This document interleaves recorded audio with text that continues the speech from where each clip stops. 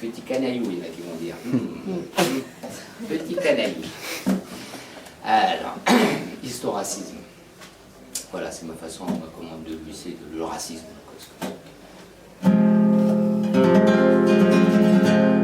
Et c'était au temps de la préhistoire, dans un village sans trottoir et de Cro-Magnons bien mal rassés, promenaient leur toutou racé, vêtus de peau dévalisée, le matin même au crocodile, ils pavanaient dans la cité, en espérant une douce idylle.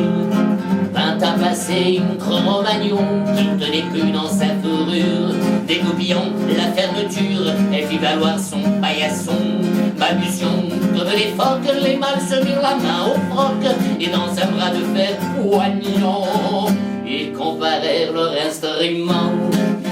C'était l'égalité parfaite, du jamais vu dans ce village, les deux compères encore en âge, puis les retraits mâles se casse-tête, qu'une femelle soit prise à deux, en ce temps-là c'était tabou, la convoitise les mit à bout, et l'amitié se casse en deux, il s'en suivit une baston, qui semblait plaire à la Manon, c'était parti pour bien durer, mais le plus gros tombe catané, sur un misérable percute, coucha son compagnon de rute, et la femelle pleine de rancœur tomba sous les coups du vainqueur, qui chevauchant sa croupe en peine, lui ordonna de filer doux, alors que le vaincu à genoux se remettait de ses étrennes, il soutenait avec ses mains son inconsolable tarin, qui en devenant énorme ne rentrait plus dans les normes. Il s'en alla vers sa tribu, qui est la vue de son appendice, le mitilico au rebut,